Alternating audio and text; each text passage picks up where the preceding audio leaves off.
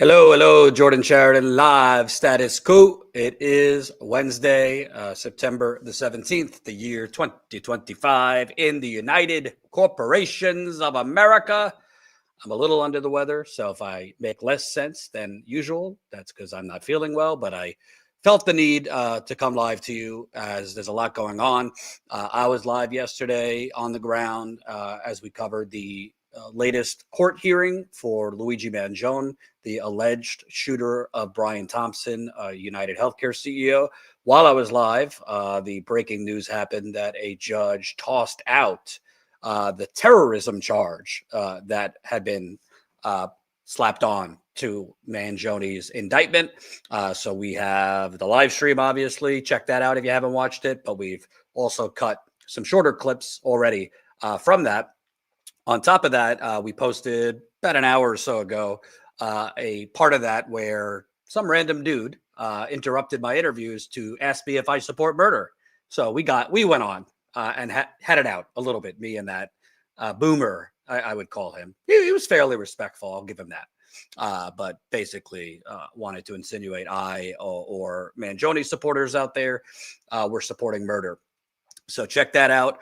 We also have some awesome videos on the ground from an independent reporter recently in Chicago. Obviously, with the murder of Charlie Kirk recently, some things have fallen under the radar, but Trump has escalated the ICE terror in Chicago. That's one of the stories we're going to be covering today.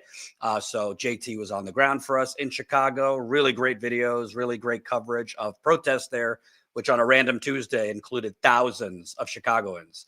So definitely check out that video. We're also growing on Instagram and TikTok. So all you Gen Zers out there, or boomers who are on those platforms, we're really trying to branch off, because as you know, it's not really smart to have all your apples in the YouTube bucket. Also, we are almost at 500,000 subscribers, about 700 subscribers away. So if you happen to be watching and not subscribed, click right now, subscribe. We'd love to hit 500,000 by the end of the week if we can. I'll have some other public service announcements later. John Farina is going to be covering some stuff tomorrow and Friday on the ground. But I'm also going to take your calls this hour. So definitely call in if you can. Anything you want to talk about, whether it's the Kirk assassination, Epstein, Trump, you name it, we could talk about it. All right. Smash the like button, share this live stream so we can get it out to as many people as possible. And I really ask you, super chats are very much appreciated. Costs are adding up with all the on the ground reporting we're doing. And I hope to have an announcement soon-ish on a new person we're hiring.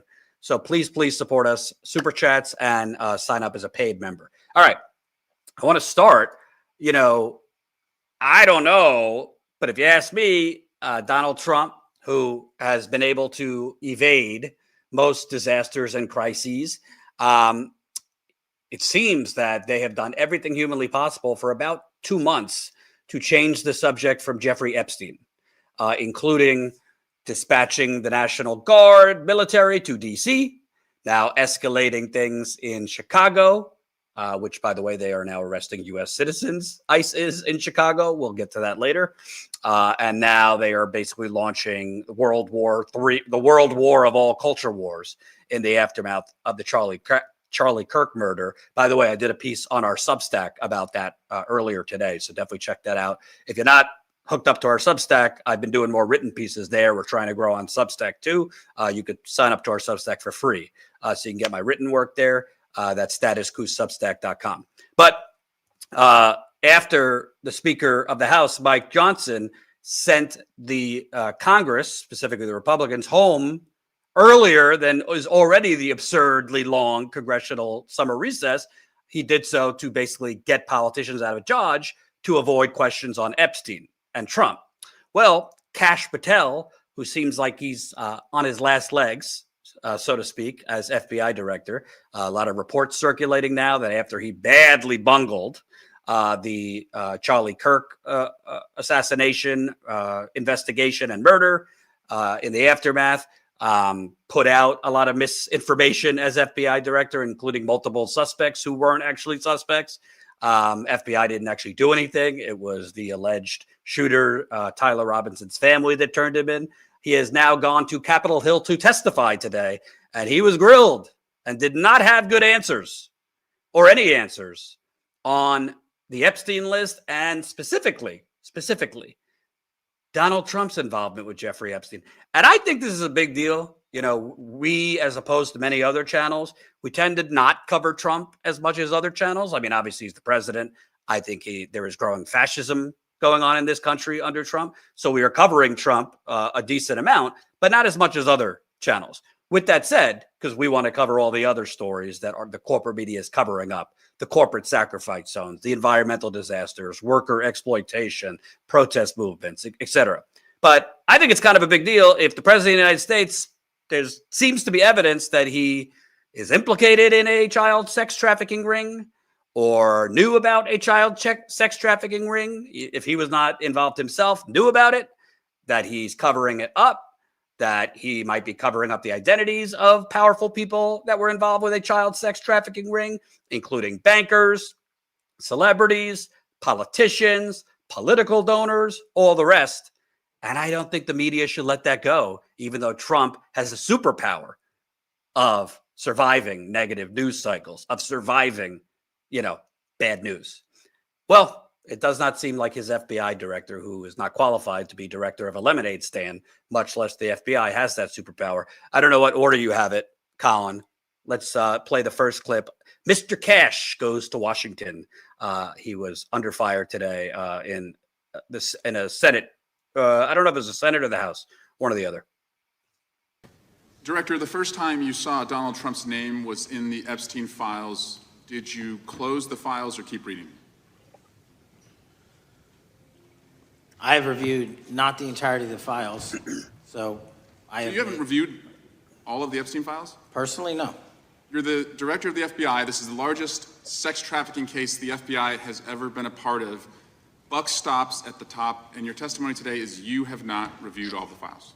What I've been doing is been busy providing the safest country this country has seen in modern U.S. history in historic speed, because the men and women of the FBI are given the resources to reduce the homicide rate, to reduce the drug trafficking rate, to reduce the amount of children that are being trafficked, and the number of pedophiles. It sounds like those children being trafficked would appreciate the director reviewing the files. You said you don't know the number of times Trump's name appears in the files, so it could at least be 1,000 times. Is that right? The number is a total misleading factor. We have not released anyone's name in the Epstein files that has not been credible. Director, could it at least be 1,000 times? We have released every piece of legally permissible information. Okay, you can characterize the numbers however you want it. You're claiming my time, Director. It sounds like if you don't know the number, it could at least be 1,000 times. It's not. It's not. Is it at least 500 times? No. Is it at least 100 times? No. Then what's the number? I don't know the number, but it's not that. Do you think it might be your job to know the number?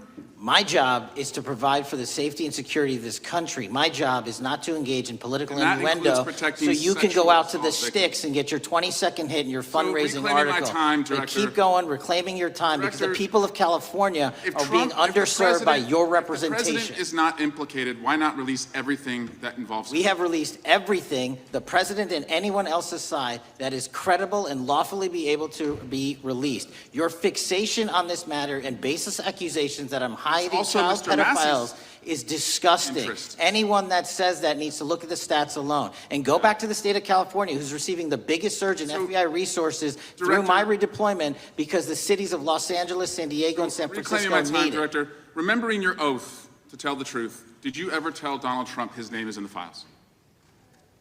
I have never spoken to President Trump about the Epstein files.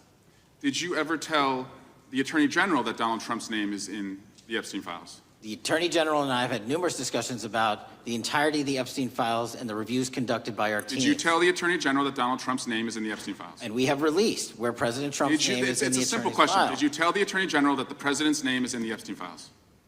During many conversations that the Attorney General and I have had on the matter of Epstein, we have reviewed the question is simple. Who Did you can tell be- the Attorney General that Donald Trump's name is in the Epstein files? Yes or no? Why don't you try spelling it out? if Yes you're gonna or mock no, Director? Use the alphabet. Yes or no? No? A, B, C, Director, D, E, F? it Don't wanna sounds do like it? you don't want to tell us. Did you tell the Attorney General that Donald Trump's name was in the Epstein files? Why don't you try serving your Director, constituency did by you tell the focusing on Attorney reducing General violent that Donald crime in this Trump's name- country and the number of pedophiles that Director, are legally reclaiming harbored my time, in your Director. sanctuary cities in Director, California? reclaiming I'll my work with time. you on that. Do Regular you wanna order, Mr. work with us Chairman. on that? Director, I'm reclaiming the my lawless time. gentleman from California. Did you tell the Attorney General that Donald Trump's name is in the Epstein files? Yes or Question no? has been asked and answered. You've not answered it, and we will take your evasiveness as a consciousness of guilt. Director, did Donald Trump ever say to you, just find and release the entire truth? Don't worry if I'm in it? The instructions from the administration were to release all credible information, and we have done that. Did Donald Trump ever provide information about All right, Jeffrey Epstein that's enough. as an informant? Wowzers! It's not been, and I can only Wowzers! He protests too much, shall we say. That guy is not ready for prime time. I mean, all politicians are liars. Democrats, Republicans, they're all corrupt. We're not on any team, as we always say. If I chose a team, if I put on a blue hat or red hat, we would do a lot better. Again, we're almost at 500,000 subscribers. But if I would have just done 100 videos on Trump a week for the last decade, we'd probably have 5 million subscribers by now. And if I would have just done, deranged right-wing idiocy against Democrats, we would have probably 10 million subscribers. With that said, he's a really bad liar. I mean, to believe that he never talked to Donald Trump about the Epstein files, you would have to be the dumbest motherfucker on planet Earth. Of course, he has talked to Donald Trump about the Epstein files. Also, a follow-up question that I wish the congressman would have asked, who deems what is credible and what is not credible to release to the public? You, the FBI, the Trump administration, who has conflicts when it comes to Jeffrey Epstein? I mean, that is basically an admission by default. His obfuscation, refusal to answer the question. And honestly, it's on the media here too. I mean, I don't have any respect for the corporate media. Generally, I think they created Donald Trump in the first place, airing his fucking empty podium for hours at a time before he showed up, the softball interviews on Morning Joe, CNN, what did they have? $4 or $5 billion in free advertising. But let me tell you something. If this was Obama as president, if it was Biden as president, okay, and you had this situation where they're refusing to release the Epstein files, you had this situation where the New York Times reported that Biden or Obama sent a birthday letter to Epstein with like a drawing or something by the president with some weird, creepy language in it. The media would not move off of it. They would continue to hammer it nonstop. The media has scandal fever, particularly those in DC. They're political nerds and they love a scandal. They don't love actually covering substantive stories like the poisoning of communities, people getting cancer because corporations are poisoning their communities, workers being exploited and screwed. That they can't be bothered with. But the fact that the media has they covered it fairly well for a little bit and kept hammering Trump and hammering his people on it, but they've kind of moved off of it. But what you have right here is the FBI director refusing to answer whether he told the president of the United States, you're in the Epstein files. And by the way, there's been reporting that the attorney general, Pam Bondi, who's a fucking sycophant for Trump and an embarrassment, actually did tell Trump he's repeatedly in the Epstein files before they released that nonsense that they released months ago. So I don't know. Seems to me we do have laws for perjury, particularly in front of Congress. Seems to me he's perjuring himself 7 ways to Sunday, but nothing will come of it. Let me know what you think in the comments. Again, super chats are very much appreciated. We could use your support now. Let's play the next clip because he also had interactions with others. Director Patel, I watched some of your Senate hearing yesterday when Senator Kennedy asked you, you've seen most of the files, who, if anyone, did Epstein traffic these women to besides himself? You replied, according to the transcript, there is no credible information that he trafficked them to anyone else. You also said somewhere in the hearing and here today that the problem is that the case files are constrained by limited search warrants from 2006 to 2007, and that the non-prosecution agreement hamstrung future investigations. Those constraints only apply to the Southern District of Florida. They do not apply to the Southern District of New York, the location of the 2019 sex trafficking indictment, which produced many things, including a series of FD 302 documents. According to victims who cooperated with the FBI in that investigation, these documents in FBI possession, your possession, detail at least 20 men, including Mr. Jess Staley, CEO of Barclays Bank, who Jeffrey Epstein trafficked victims to, victims including minors such as Virginia Roberts Giuffre, may she rest in peace. That list also includes at least 19 other individuals, one Hollywood producer worth a few $100 million, one royal prince, one high-profile individual in the music industry, one very prominent banker, one high-profile government official, one high-profile former politician, one owner of a car company in Italy, one rock star, one magician, at least 6 billionaires, including a billionaire from Canada. We know these people exist in the FBI files, the files that you control. I don't know exactly who they are, but the FBI does. Have you launched any investigations into any of these people, and have you seen these 302 documents? Sir, I have asked my FBI agents to review the entirety of the Epstein files and bring forth any credible information. And we're working with Congress not only to divulge that information and produce it to you, but any investigations that arise from any credible investigation will be brought. There have been no new materials brought to me launching a new indictment. So is the loophole here, or is it your assertion that these victims aren't credible, that the 302s maybe didn't produce credible statements that rise to a probable cause? It's not my assertion, sir. It's the assertion of two different United States attorneys' offices from 3 separate administrations who investigated those same materials in lifetime. Are the 302 documents in the FBI's possession? They reviewed all that, yes, sir. And so have you reviewed those 302 documents where the victims name the people who victimized them? If I personally know, but the FBI has. So how can you sit here and in front of the Senate and say there are no names? I said I named one today. I said we are not in the practice at the Department of Justice FBI of releasing victims' names. That is not what we do. We are also not in the habit of releasing incredible information. That's not what we do. But multiple authorities have looked at the entirety of what we have. Okay, I got to move on here. Were you present? He literally said, I believe a few days ago, if not a week ago, under oath, there's no credible evidence that Jeffrey Epstein trafficked women to anyone else. Thomas Massie, who I don't agree with him on all things, but he's been the rare profile and courage on the Republican side. He's been leading the charge along with Congressman Ro Khanna to release the damn files. Our John Farina interviewed Massie in D.C. a few weeks ago on the ground. But he said Jeffrey Epstein didn't traffic women to anyone else. We don't have any evidence of that. Thomas Massie just named one publicly, and that would be Jess Staley. He is the former CEO of Barclays Bank. Barclays is a very, very powerful bank internationally. It was involved in the 2008-2009 financial crash. I'll just read this to you. The American chief executives of Barclays, Jess Staley, is stepping down with immediate effect following an investigation by British regulators into his relationship with disgraced financier Jeffrey Epstein, the bank said on Monday. This is from 2021.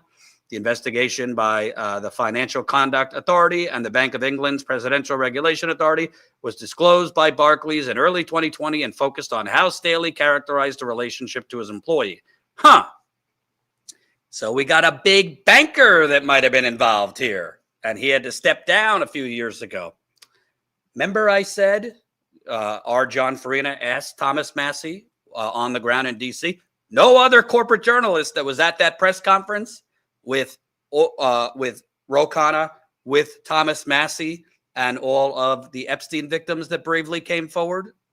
Nobody else asked about, hey, Could Trump and Republicans be trying to bury the Epstein files to protect JP Morgan, the mega Wall Street bank that helped tank the global economy? Many of our audience and many in America have never recovered 17 years later because JP Morgan Chase helped Epstein launder, millions of dirty money when they had red flag after red flag after red flag, when employees at JP Morgan were sounding the alarms to executives, hey, we need to get rid of Epstein. We need to cut this account. Even after he was arrested for prostitution, they kept him as a client. And what do you know? After we asked Thomas Massie, which, by the way, he said, absolutely, you got to follow the money. Oh, we have the clip. Let's play that, Colin. So in 2023, JP Morgan Chase paid $75 million to settle claims that the bank enabled Epstein's sex trafficking claims.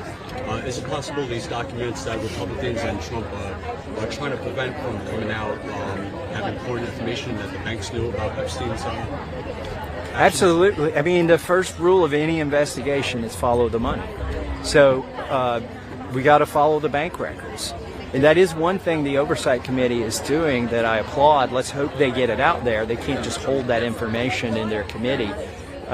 Follow the money. Which accounts did it come from? Which accounts did it go to?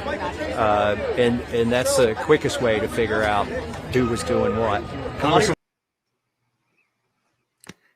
Hate to brag, we asked that question. Again, you're paying for this. We are on the ground thanks to you.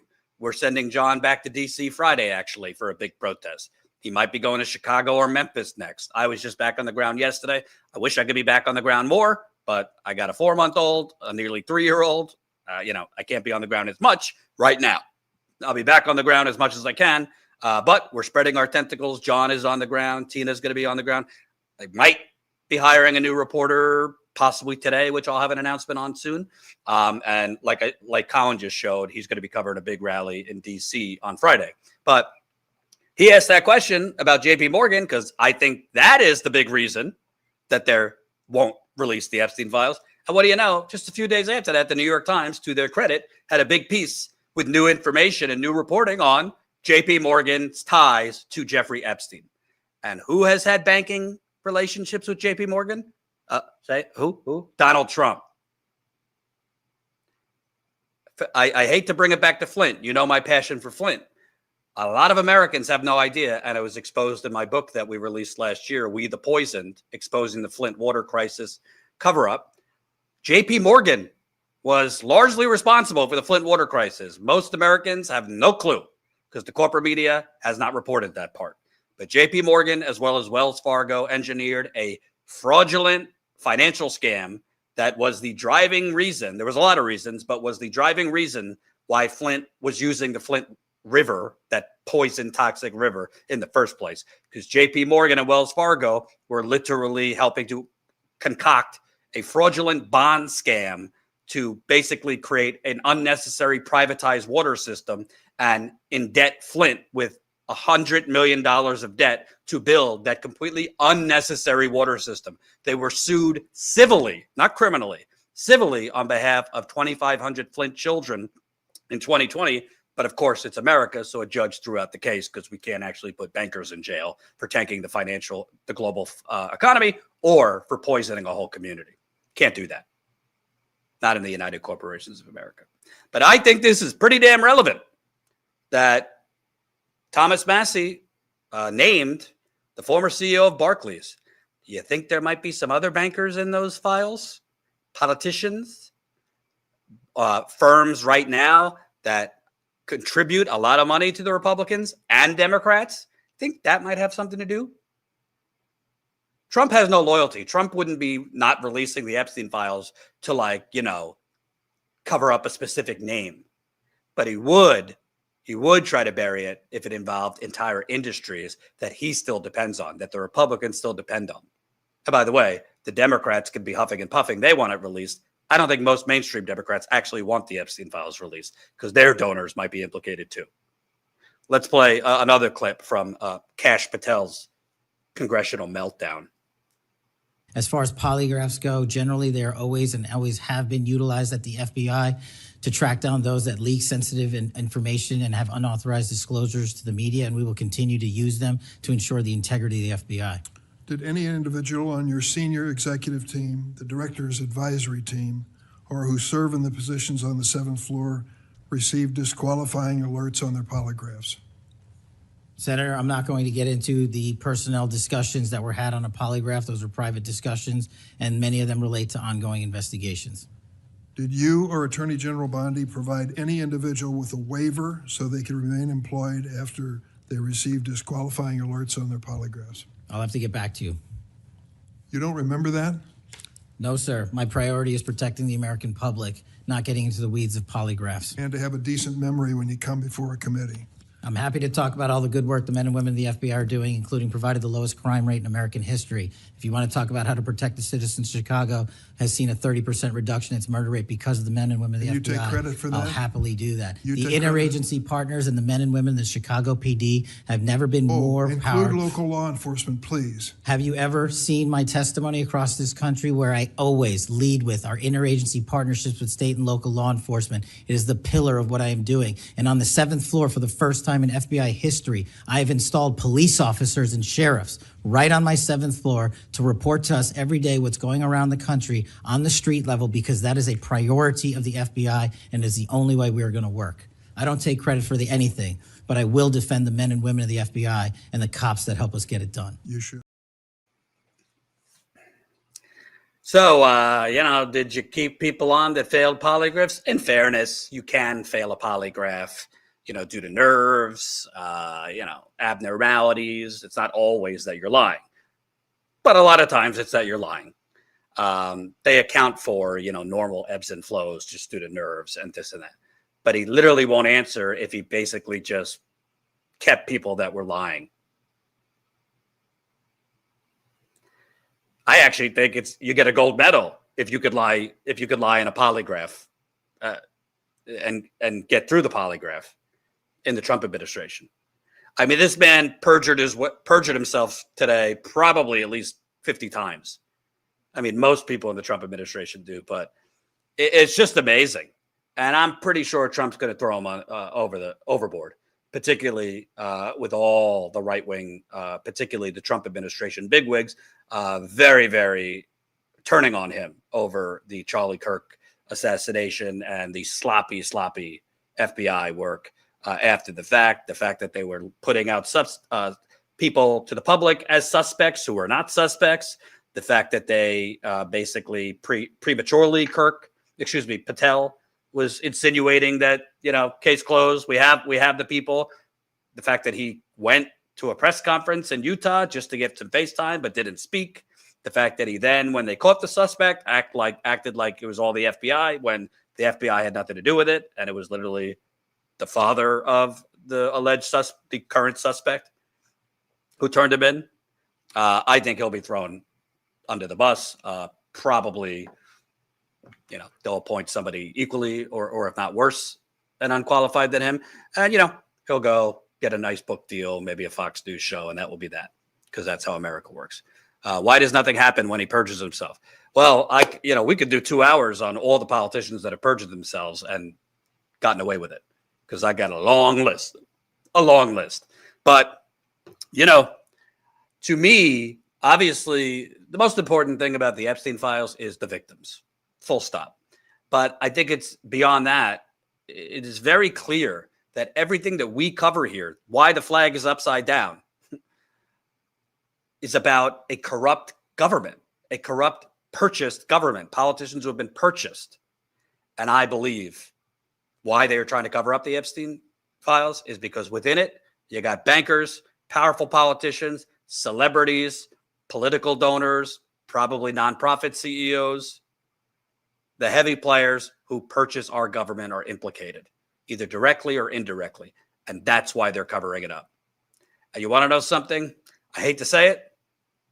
This could be the John Benet Ramsey of our time, that, it just goes on for decades and decades and they always find excuses, or the JFK of our time. They always find excuses not to release it, or they release things in drips and drabs, or they misdirect you, but we'll never fully know unless there is a brave 1 or 2 whistleblowers in the government that just leaks that shit. But all of these people are implicated, and it would not shock me whatsoever if Patel, even though he is a thieving liar and he helped orchestrate January 6th, it would not shock me if most of these people are scared for their lives, and that's why they're lying. That they know if they actually told the truth on the Epstein files, that they might not wake up the next morning. Hate to be dramatic, but that's the reality. All right, smash that like button, share this live stream so we can get it out to more people. I very, very much appreciate super chats. And again, we're almost at 500,000 subscribers, so please subscribe to the channel. And we're really, really trying to grow our paid membership. So if you're not a paid member yet, you are what's funding our coverage. Me out there covering the Luigi court case yesterday.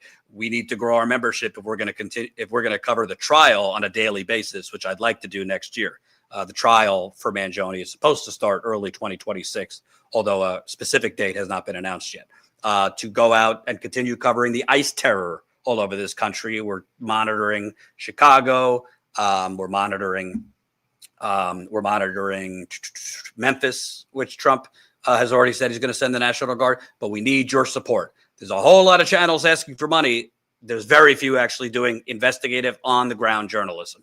Speaking of, I want to get to the increased terror campaign that Trump and his Gestapo troops are unleashing in Chicago. But speaking of the on-the-ground reporting, Colin, let's show some of the video. This is independent journalist J.T. Seskowski, who did a great report from a massive Chicago protest against Trump and ICE last week. Thousands of people were out there. You probably didn't hear about it or see it in the mainstream media. Let's show some of that. It's scary sometimes because, as someone as close as us three are, it's really scary to know that there's someone out there who's directly targeting immigrants, and we all have each other's locations all the time, and we're looking out for each other constantly. So it's a little bit scary, but seeing stuff like this out here, it's really beautiful and moving. You want to see what real independent journalism funded by the people for the people looks like? You ever heard a story like this in America? You're looking at it. Congratulations for always being somewhere where mainstream media is not. Flint, Michigan. See you in Nevada. Thanks to people like you, we can get the truth. Corporate media, they've been lying to us for years, and you're going straight to the people. You are the man. I'm glad you're here. For as low as 16 cents a day, you'll keep us on the ground, covering the important stories the corporate media covers up. Let's start with the masks. Why do you guys feel like you need to wear those out here today? I am Hispanic. Both of my parents are immigrants from Venezuela, Puerto Rico. So to me, it's very important that I can stay here to stay with my family. So just for identification features, ICE is targeting a lot of anyone who looks like they could be slightly ethnical. Without identifying details, I really should ask about your family story, interacting with the immigration system. What's that been like? I know it was very difficult for my dad.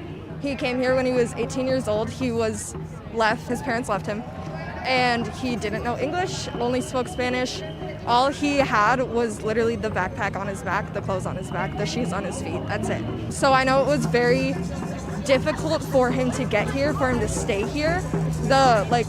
The process of trying to become a U.S. citizen is absolutely horrible. It's a treacherous process that most American-born citizens can't even get through. It's just awful. But anyways, I know it was extremely hard for him, and so having that risk that he could possibly just one day disappear is absolutely terrifying. There's so much that he's worked for, and he's just worked so hard to get where he is now, and it's just really scary. Again, scary to see all of that. Why did you feel I think that kind of gets to some of this next question, but why did you feel the need to be out here today? Just to stand in solidarity with everything that's happening and to make a statement that everyone here doesn't want them here, no matter what, no matter if we're being affected by it or not. Similar thing, everyone who's here deserves to be here. They're here for a reason, and kicking them out for little to no reason is just wrong, incorrect. We got to speak up for the people who can't speak for themselves. That already gets to my next question, which is, I've heard that word solidarity from a lot of the folks that I've talked to here today. I feel that here in the crowd when you're among these thousands of people. But as just individuals, what do you see your own small individual roles in this to be? I guess to speak out for my own community, just because I know that there are a lot of lost and silenced voices within my community, my family, everyone surrounded that I surround myself with, who I love and care for, who I don't obviously want to leave. So I think for me, it's more of.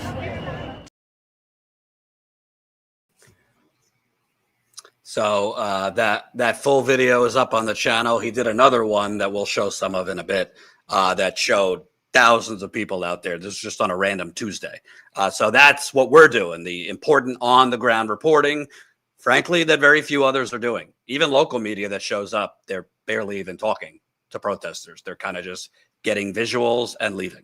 It's really pathetic. But I want to show you, because Trump has basically, said, if Chicago wants a war, I'll give them one. He's kind of been hot and cold that he's going to send the National Guard in. Then he says, I'm not. I still think he's going to, because Trump wants violence. He wants a violent revolt against his escalation to then justify more violence. But his airhead, the head of Department of Homeland Security, Kristi Noem, apparently joined the ICE raids this morning in Chicago. Let's show you this report.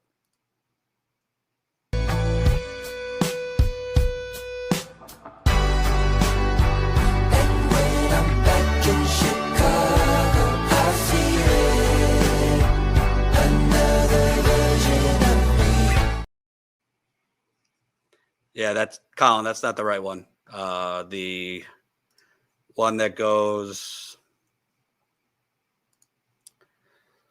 The one Kristi Noem joined ICE in a Chicago raid this morning. Why? He'll give you a call. Where's all?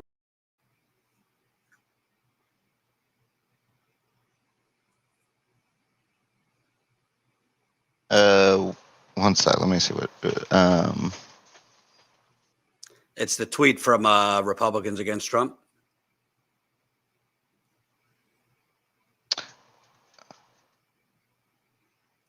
I spoke to that contractor over there. He was called by the homeowner to repair the damage. He says both the front door and back door are busted in.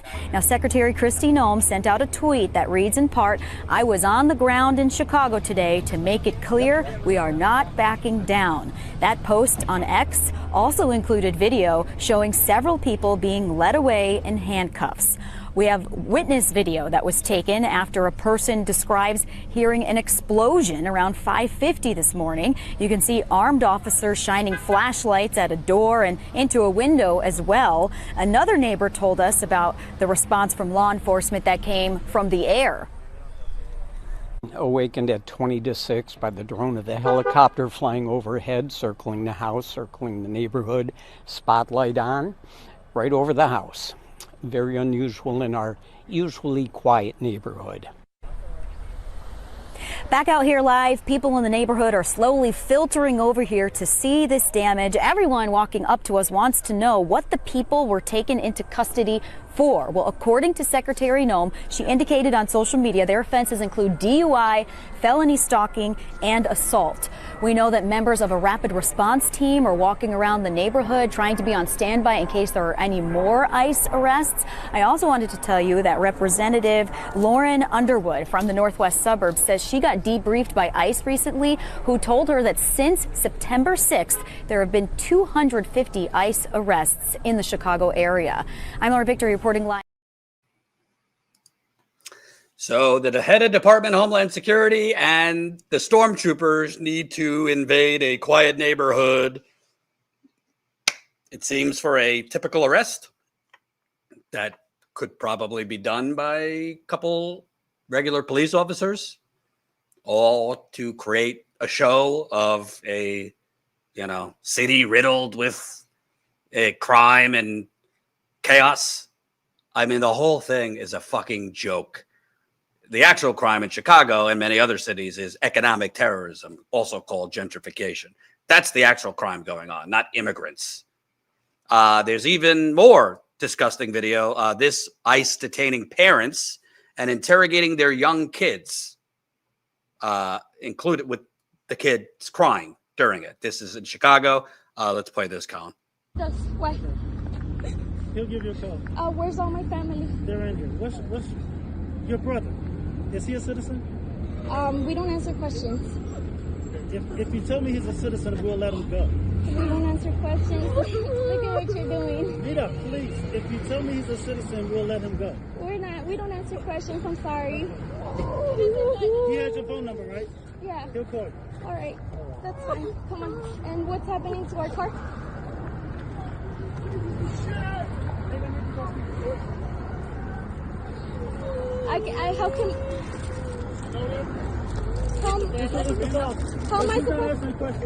How am I supposed to take it? You can take it. That's the key. You can take it. Okay. Well, Mira, listen. If you tell me he's a citizen, we will let him go. I'm sorry, we don't answer questions. Just listen to me. If you tell me he's a citizen, we'll let your brother go. I'm trying to help. Don't cry. Don't cry. Don't cry, okay? It's okay. Don't cry. Don't cry. This is not need to understand. I just need somebody to talk to me, okay? It's okay. Listen, I just need somebody to talk it's to okay. me. We're okay. Okay, listen. No. They said they can take the car. Who's the daughter? Is it you or you? All of us. Okay, this is what I need to understand.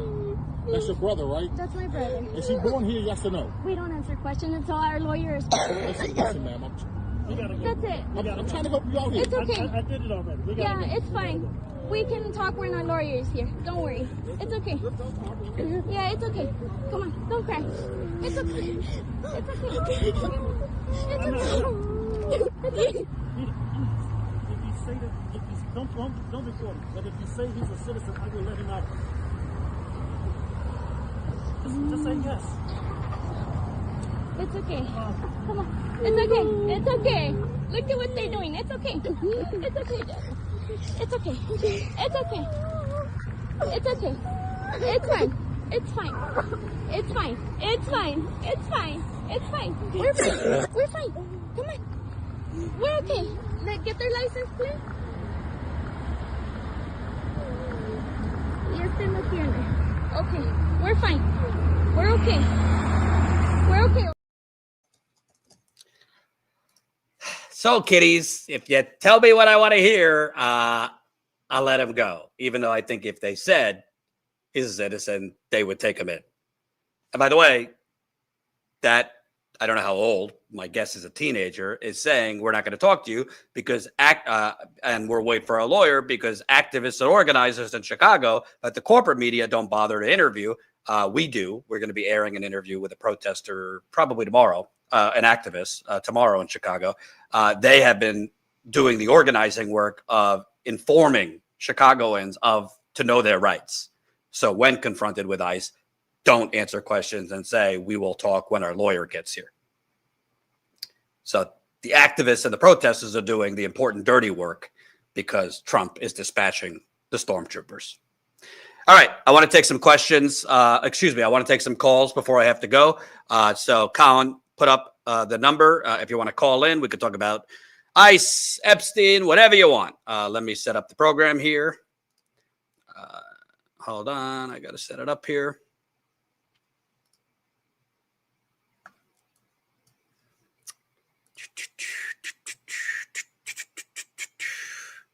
My shows, host a show, start a show.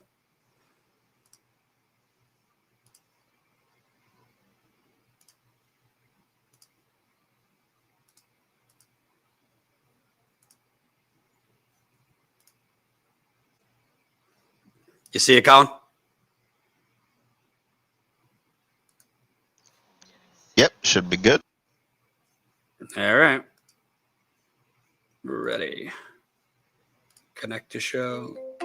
You are connected as the host. Welcome, host. You All are right. now in the host room and can manage your callers from the call-in studio web interface. Let's see who we got here. It says, Tony, you're up.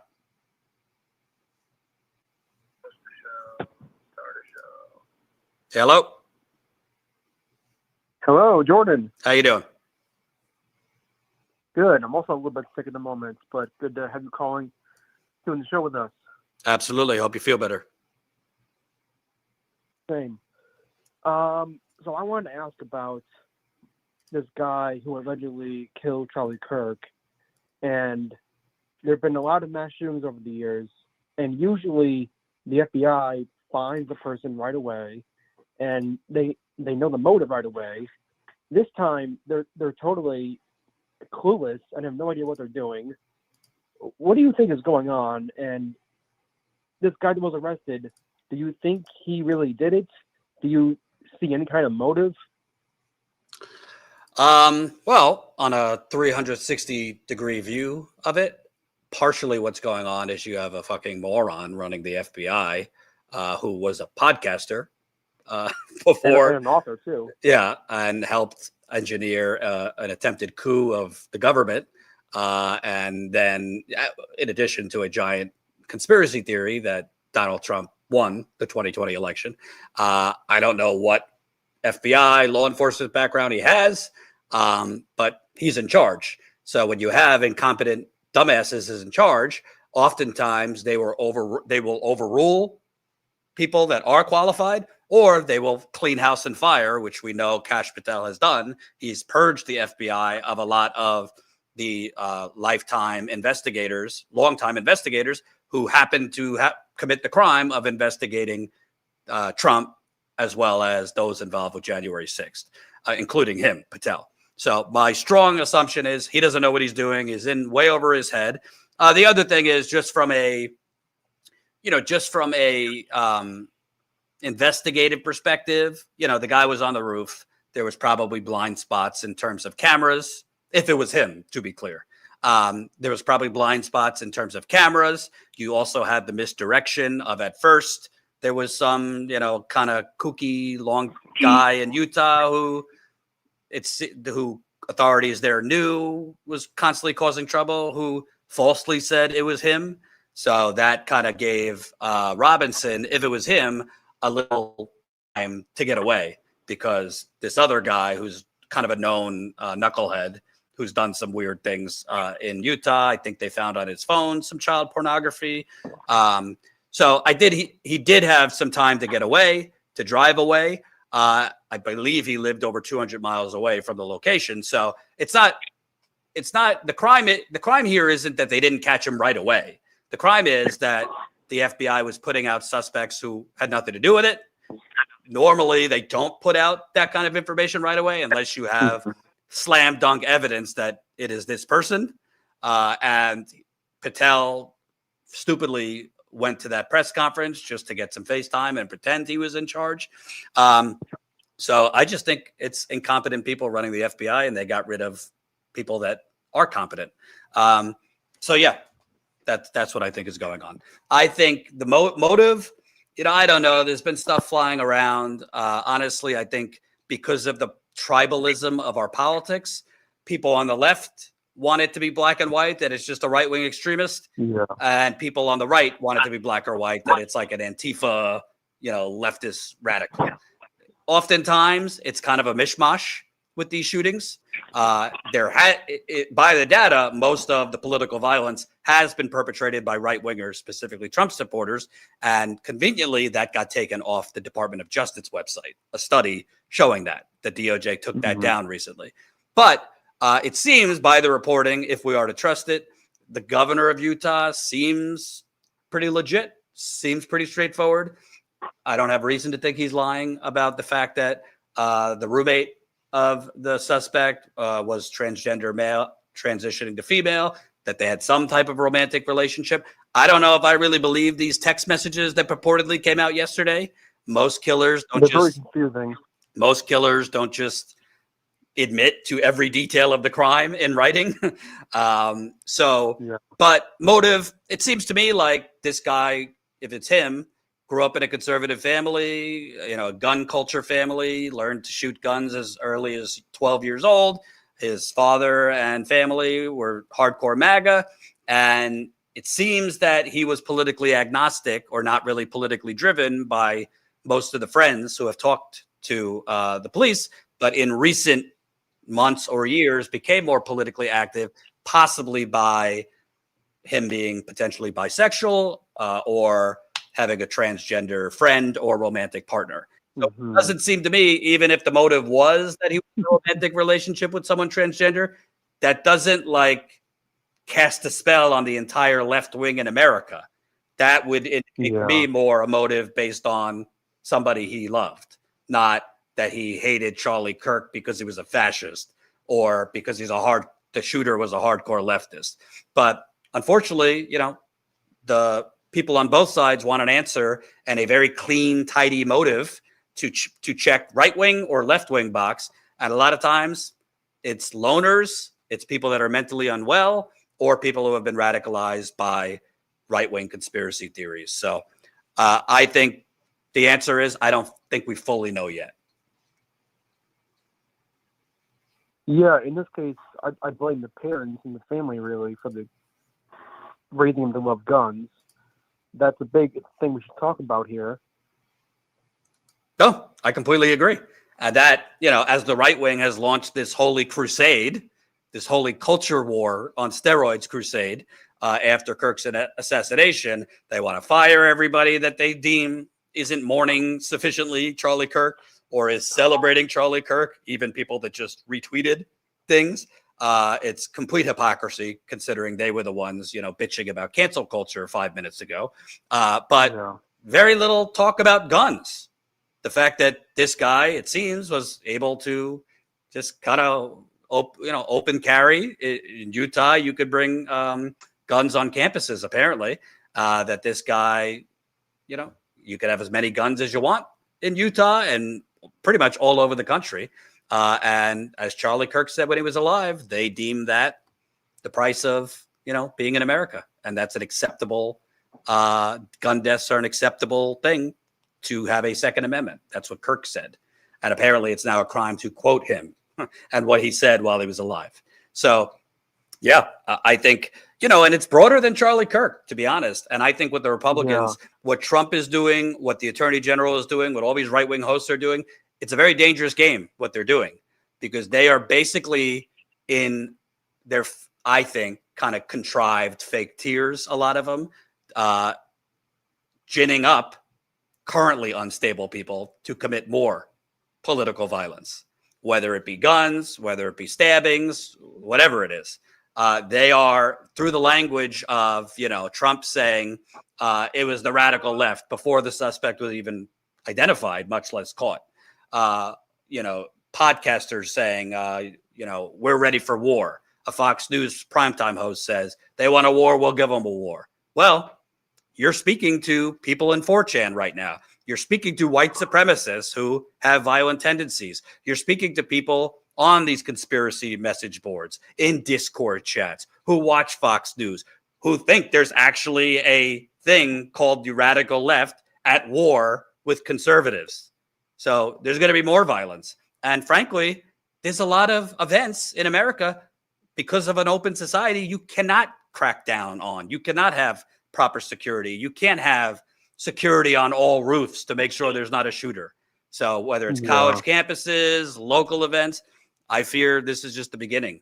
But I got to tell you, I really have no fucking patience for this bullshit, culture war that they're playing. You could debate whether it's distasteful for people to celebrate his death. I personally wouldn't celebrate anyone's death, even people I think were vile while they were living. I think Charlie Kirk was vile, but the bottom line is he was a public figure, which means you're going to have a legacy. So if people are entitled to feel a certain way or not lose sleep over his death, just like people are entitled to not lose sleep over the murder of the United Healthcare CEO. And if Republicans don't like that, then don't pretend to be the party of free speech, because with free speech comes hate speech or, distasteful speech or celebrating somebody's death. And they claimed that they were the party of free speech, which was always a joke. But one thing I'll say, getting back to the original topic, this is a very, very early Christmas gift to Trump and Republicans to change the subject from Epstein, to change the subject from the big, beautiful bank robbery the law that Yeah. they conveniently put the cuts to Medicaid only going into effect after the 2026 midterms. I wonder why they did that. They're trying to change the subject from Trump and others are probably implicated with Epstein. And robbing the poor blind to give more champagne and cake to the rich. And the world war of culture wars is a good distraction. So we'll see what happens. But, I'm covering it because it's a big story, but I got to tell you, it's unfortunately, I think, distracting from more important things. Actually, Colin, can we play that clip from the Luigi rally yesterday? Because there was somebody I interviewed who had a pretty powerful comment about that. There were great interviews.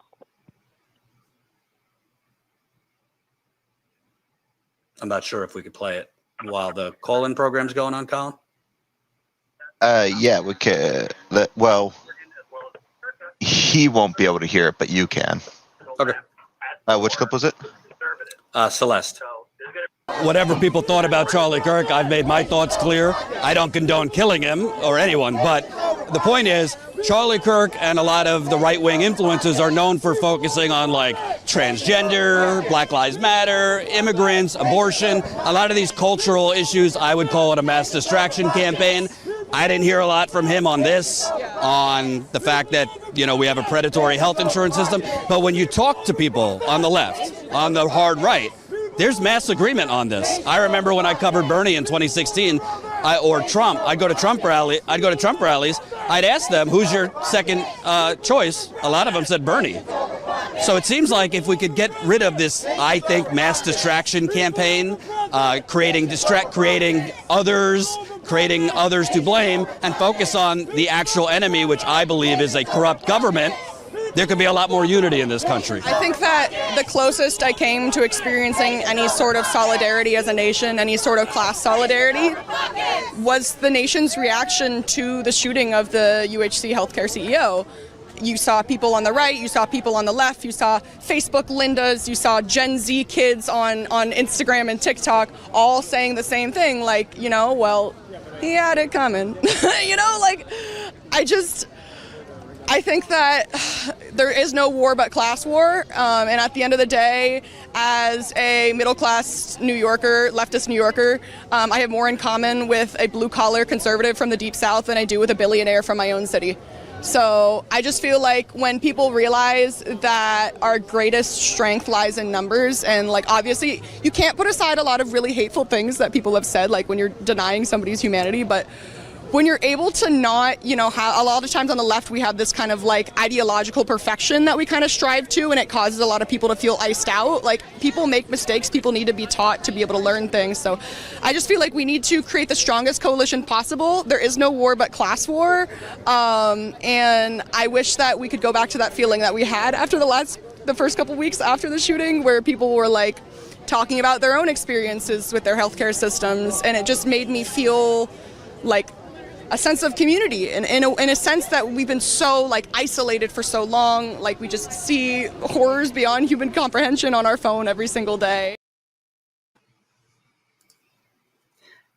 Wonder why people like that are never interviewed on CNN, are rarely quoted in the New York Times. I actually did a members video, so if you're a paying Status Coup member, hint, hint, I did a members video showing the long, a full New York City block of press that showed up yesterday to the Luigi Mangione court case.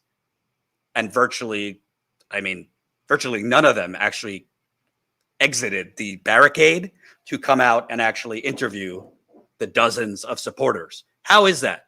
You have more press than supporters in this case, and very few of them actually came out to interview people, to ask, why are you here? Do you have a healthcare horror story? Why are you supporting, potentially somebody who murdered someone? They can't be bothered because they don't want those sound bites to appear on the evening news. They don't want even the term class war to appear on the news. They don't want to rock the status quo. They don't want to actually explain and show the nuances and, I think, powerful and intelligence of specifically the younger generation. There was a lot of young people out there for this. They don't want to show that because it might upset the corporate parents of these media companies or the politicians that the media companies spend hundreds of millions of dollars a year on to lobby to get tax breaks and free money and all the rest. It's truly vile. But again, that reporting is made possible by you. So I am really, really encouraging. We're almost at 500,000 YouTube subscribers, which is awesome. But YouTube subscribers on themselves do not keep the lights on. We really need to grow our paid membership if we're going to be able to continue on the ground reporting. Again, the trial for Mangione is expected to start basically in a few months, early 2026. I would like to be out there every day. It costs money. A cameraman, paying me, a cameraman. We would like to go to Chicago and or Memphis because we think Trump is going to dispatch the National Guard to one or both, and there will be protests. It costs money. Are you relying on CNN to do it? Are you relying on the New York Times to do it? Are you relying on Joe Rogan, other independent media to do it? That's 16 cents a day. That's all we're asking. All right. I'll take one more call. This says San Marcos, Texas. No, that's me. Oh, that's you. All right. Never mind. I'll drop that one. I'll wrap it up because I don't see any other calls. We'll do another call-in program later, maybe later in the week when we have a bigger audience. But I'll tell you, I really think this country is a bit of a powder keg right now. And I've been doing this. I've been a reporter and in media for like 15 years, but on the ground, reporting all over the country about 10. And I'll say I've never seen things this tense and kind of this feeling like it's a calm before the storm. I hope I'm wrong, but I do fear things are going to get worse. And to be clear, things are going to get worse because we have, I think, fascist president. I think it's appropriate at this time to use the F word. Spineless and corrupt Republicans allowing this fascism, and he's doing different corrupt fascistic things every day. We haven't even gotten into this New York Times story that is one of the most corrupt things I've heard, credit to them, about how much money Trump and his family are making from their crypto scams, included in addition to his ambassador to the Mideast, Steve Witkoff, the money he's making. It is beyond corrupt. When you have this type of fascism, and you also have a media that is both lazy, that is both corrupt, and doesn't want to actually go out and cover the real stories happening underneath it all. Because to be clear, the ICE raids, the ICE terror, everything Trump's doing, it is all to distract you. And in a certain degree, what Democrats do when they're in power, focusing on the social issues, focusing on, canceling out the hate, focusing on identity politics.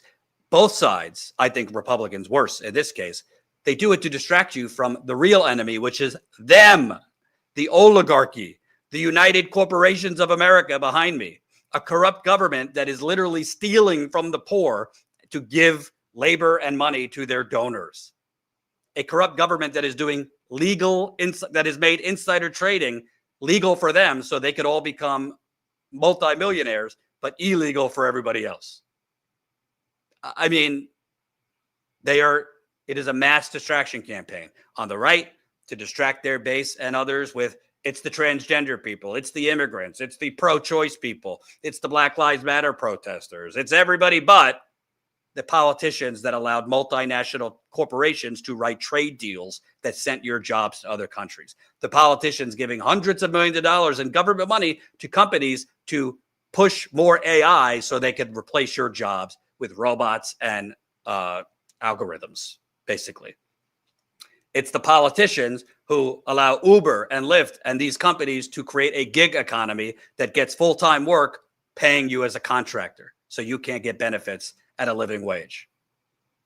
It's the politicians that literally slap banks and fossil fuel companies and pharmaceutical companies with little fines that they wipe their ass with for doing criminal destructive criminal things that kill people.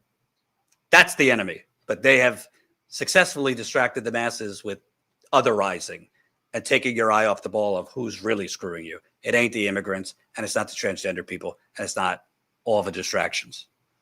Thank you very much. JQuest, $5. Cash will be fired, write a tell-all, and then go on the Michael Cohen MSNBC book tour. Yeah, that could happen for sure. Donald James, support on-the-ground journalism. Y'all, cheers. Thank you, thank you. And again, viewership has been down recently. Actually, I'm seeing videos where other YouTubers are talking about how their viewership is down. There's a lot of funky things going on with YouTube. And in August, they actually, we're going to do a video on it to give you instruction on what to do. In August, YouTube did a quiet algorithm change where they're basically, without you knowing, age restricting you. They're switching viewers' accounts to age restrict because they're using, YouTube is using AI, I believe, in most cases wrongly, thinking that you're under 18. So they are age restricting a lot of users, wrongly thinking that you are under 18, which is that not allowing you to see content of channels like this that is not designed for children. I mean, we welcome younger viewers, but our audience, our content is for an older adults, basically. So a lot of YouTubers are saying, oh, my audience, my viewership has gone down since they did this because they're using AI and wrongly flagging users as basically minors and thus not sending the content to those users. So you got to love when you work your ass off. You work around the clock to make these content, to do investigative reporting, and then no one sees it, which is another reason you should support our Substack, StatusCoup.substack.com. You can become a Substack subscriber for free. And why that's important, there are paid options too. We definitely appreciate those who have signed up paid, but we don't want to be completely reliant on YouTube. What happens if YouTube goes nuclear one day, gets rid of channels like us? If we're completely reliable on YouTube, we're fucked. So we want to build an audience on Substack. We want to build an audience on TikTok, on Instagram, everywhere we can, so that we're not completely reliable just on YouTube. So please, if you can, I know times are tough for everybody, but if you actually appreciate real, living, breathing journalism, you got to support Status Coup. We are the only, and I am proudly but confidently say this, the only independent outlet consistently on the ground covering what the corporate media covers up.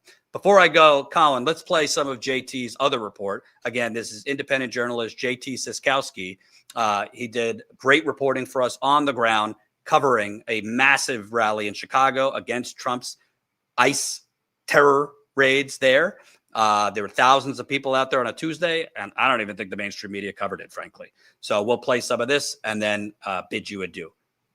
Here in downtown Chicago as a means to push back against the Trump administration for its authoritarian assertions of ICE raids here in the city and the threats of deploying the National Guard. I've been talking to Chicagoans here on the ground in this crowd about why they're out here, if they have the energy to continue to resist who is the most powerful man in the world, the President of the United States, as long as it takes to be able to send a clear message to this administration that their presence is not welcome in the city of Chicago, and to try and win public support over to their side. We Americans would not be able to live without immigrants, without having people do things for us, because we do not know how to take care of ourselves.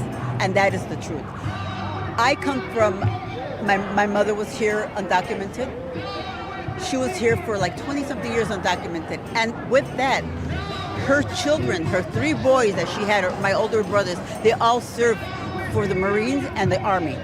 And that was after they served that she decided to go ahead and get her citizenship and become an American citizen. I was born here, but when the Supreme Court says you can be profiled based upon how you look, how you dress, I wear a lot of Mexico shirts. I am very proud of my heritage.